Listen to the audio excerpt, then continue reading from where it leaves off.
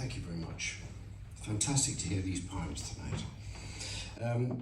So yes, the boxes. When the DHL man arrived at my door and put the last of the boxes in, he stood back and said, "Now I think I'm going to vomit." But the boxes were sealed, so it can't have been the poems.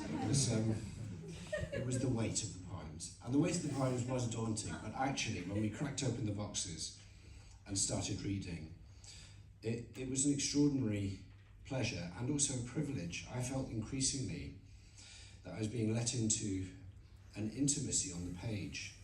A lot of these poems, of course, they're unpublished. We were early readers in these poems, if not first readers, and that sense of having the privilege of reading the kinds of intimacy that you would only put in a poem, the deepest thoughts and anxieties and concerns and philosophizings and everything. It was a real pleasure and a privilege. And it was a great pleasure to work with these two fellow judges, and we had a really interesting and tough final day making the choices and boiling it down to the last ones. Let me read about the winning poem. This remarkable poem caught and held the judge's attention from our first reading. At its heart is the desert as a wilderness, as a place of testing. In this case, an encounter between the living and the dead. The general store where no trucks travel this road to replenish the merchandise no one buys becomes a place of awkwardness and tenderness as father and son talk around but not about what separates them. This dead father's desert store is a kind of limbo or purgatory, haunted each night by coyotes bearing warnings, threats, love letters. But it becomes a place of fragile reconciliation and hope too. I encourage myself to love him for the trouble he went to, making all this seem real. It is a poem of beauty, wit, and grace. Its title is My Dead Father's General Store in the Middle of a Desert, and I'd like to welcome the poet, Lee Stockdale.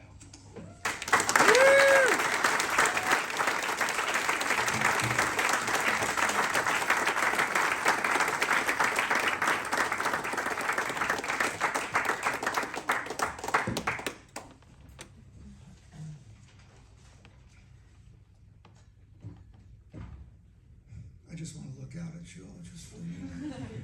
Thank you so much. I'm so grateful.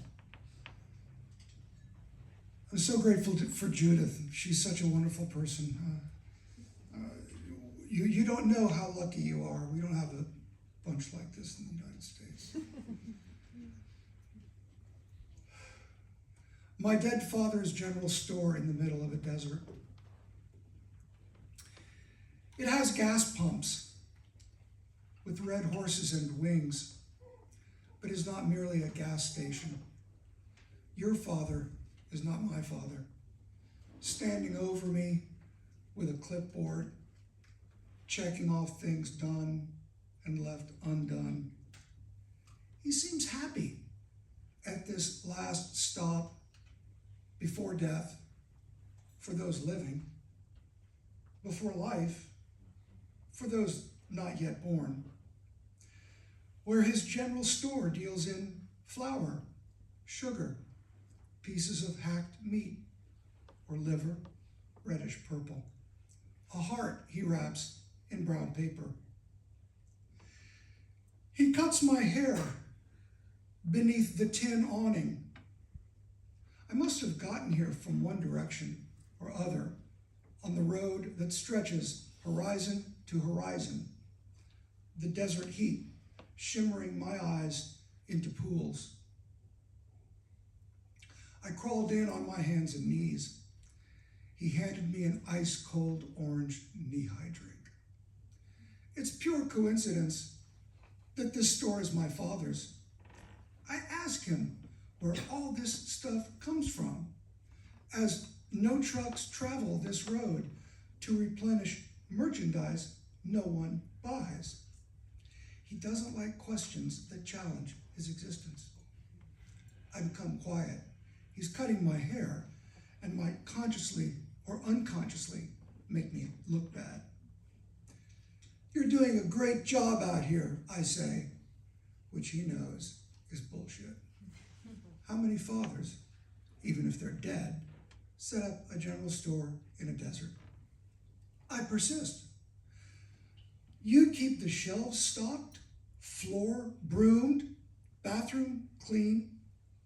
The more I talk, the more I encourage myself to love him for the trouble he went to making all this seem real, with cans of various sized nails, beans, rice, shelves of liquor, deli section with giant pickles. I begin to see what a dear, sweet man he is. Is this because he is dead? I wish he were alive again. I don't think he killed himself to be mean to me personally. At night, he says, howling coyotes come down from the mountains and leave notes, Bible verses, threatening messages, love letters, everything a coyote wants to get off its chest.